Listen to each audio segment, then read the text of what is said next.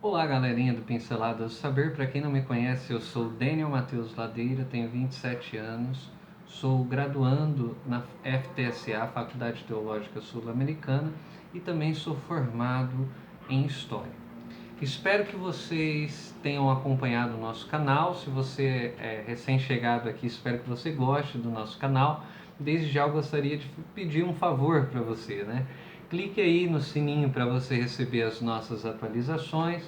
Não deixe de deixar o seu like, se inscrever no nosso canal e fazer os seus comentários aqui.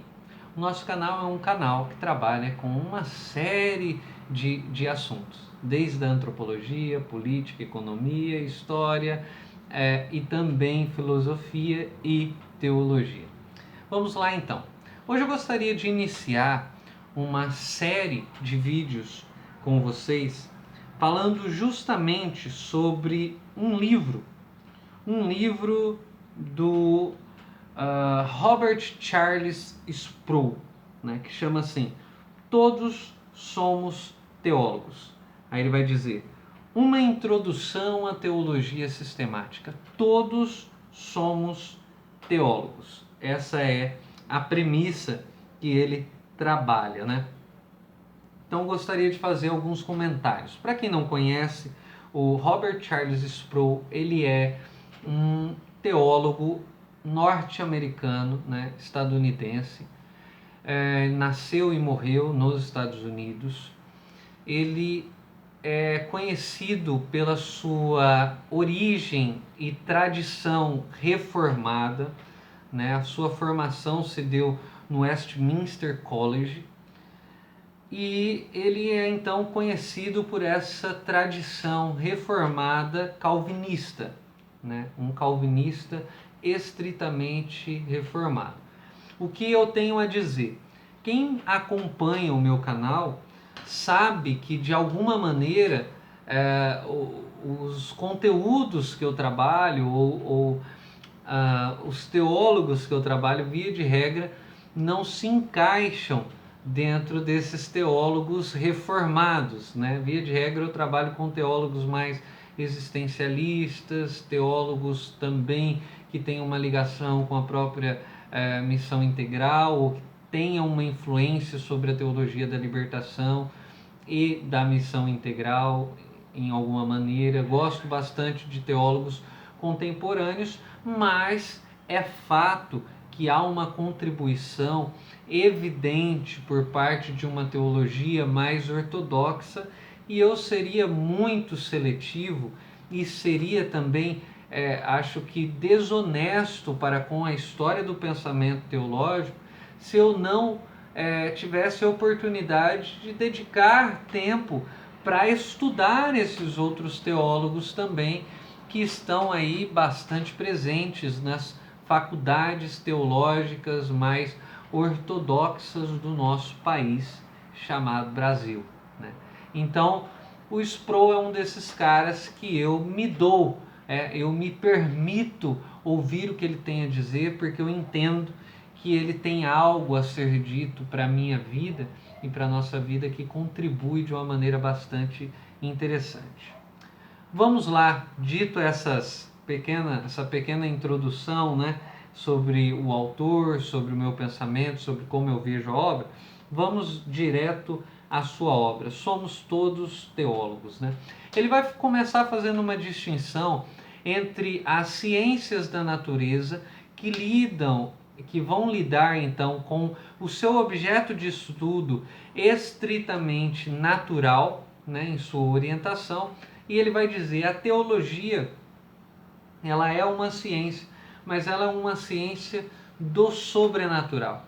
O estudo da teologia, ele é sobrenatural, porque ele está lidando com as coisas que estão acima, ele está lidando com as coisas que estão além deste mundo, né?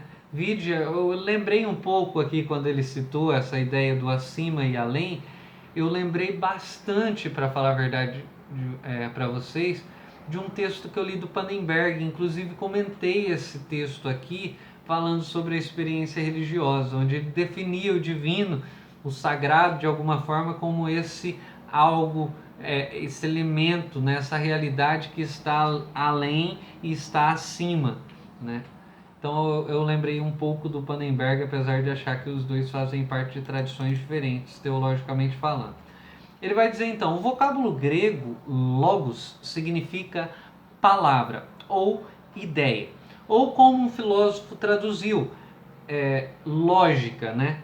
É também desta palavra que obtemos a nossa palavra, que nós usamos lógica. Então, logos é uma ideia, é uma palavra, é uma lógica. Portanto, ele vai dizer, a teologia é a palavra ou a lógica sobre Deus mesmo. A teologia é a palavra ou a lógica sobre Deus mesmo, né?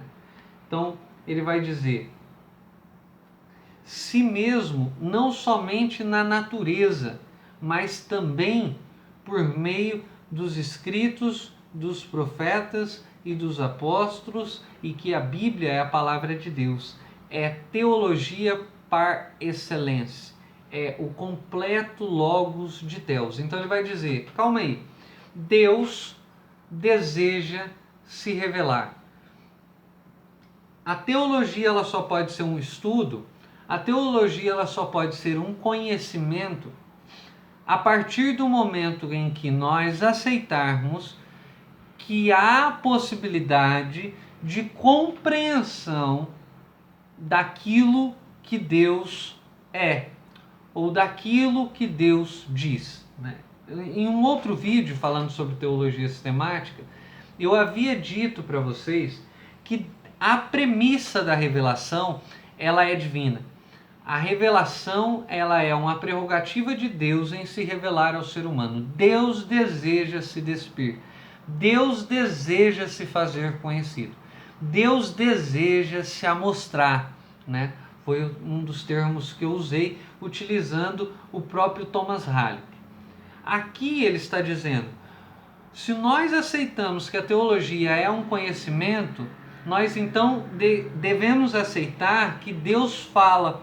Então Deus fala através do quê? Deus fala através da natureza, Deus fala por intermédio dos escritos dos profetas, Deus fala através dos apóstolos, Deus fala através da Bíblia, que é a palavra de Deus. Então, esse todo é o que nós temos a respeito do que Deus é.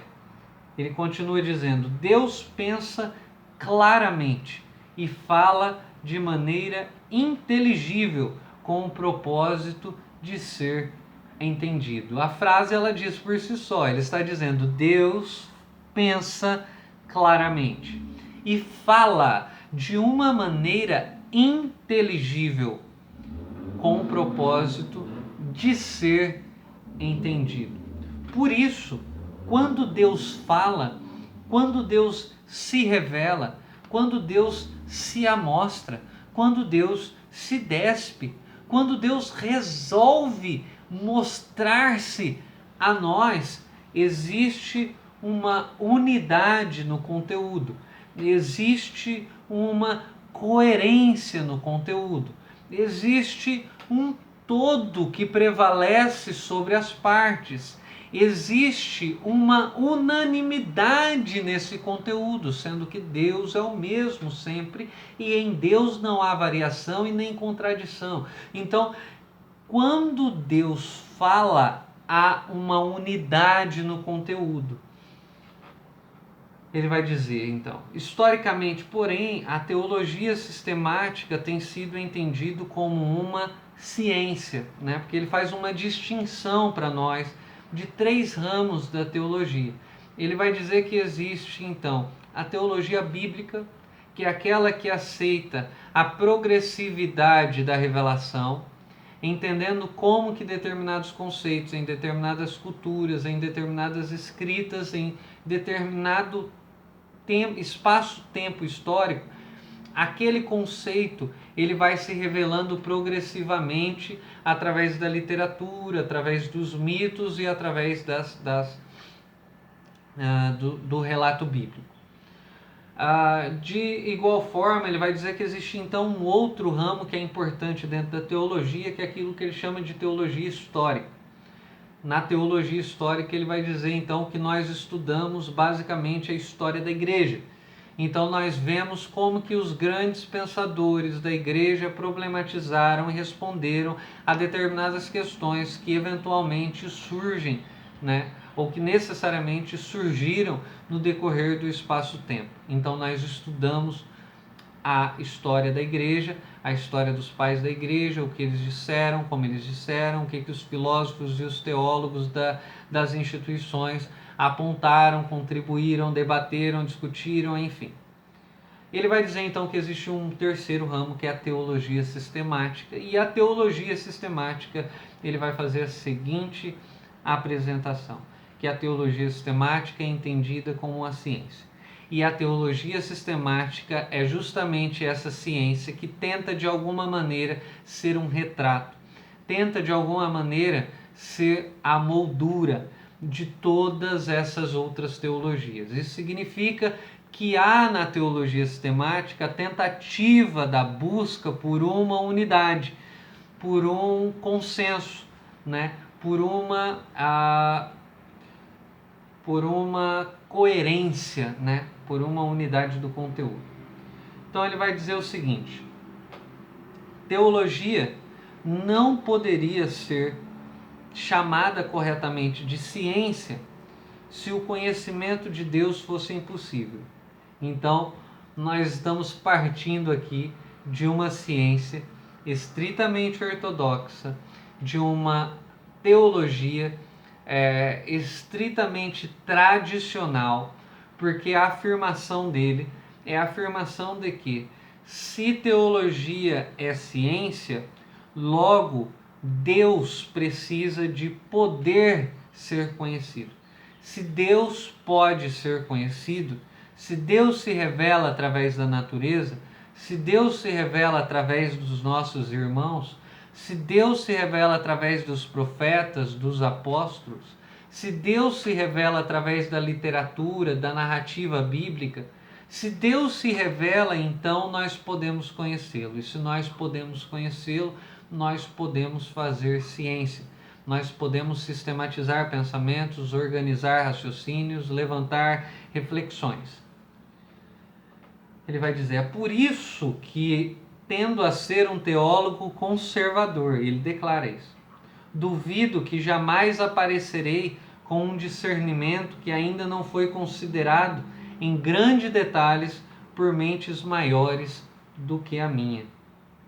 Então ele vai dizer, o trabalho da teologia bíblica é considerar as informações da Escritura à medida que se manifestam no passar do tempo, o desenvolvimento progressivo. Teólogos históricos, a divisão que eu disse para vocês, investigam como a doutrina se desenvolveu na vida da igreja no decorrer da história, principalmente em tempos de crise, quando heresias surgiram e a igreja reagiu.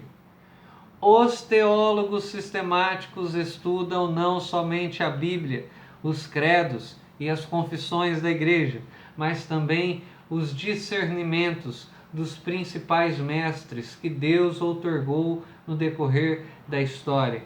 Os teólogos sistemáticos, eles examinam todas as informações bíblicas, históricas e sistemáticas e as apresentam juntas. Espero então que vocês tenham gostado desse vídeo que eu tentei fazer, essas 3 repartições aí, a teologia bíblica, histórica e a teologia sistemática. Eu darei continuidade nesse conteúdo. Até o próximo Pinceladas do Saber. Não se esqueça de se inscrever no canal, deixar o seu like, comentar aqui embaixo. E é isso aí, é hora de dar tchau!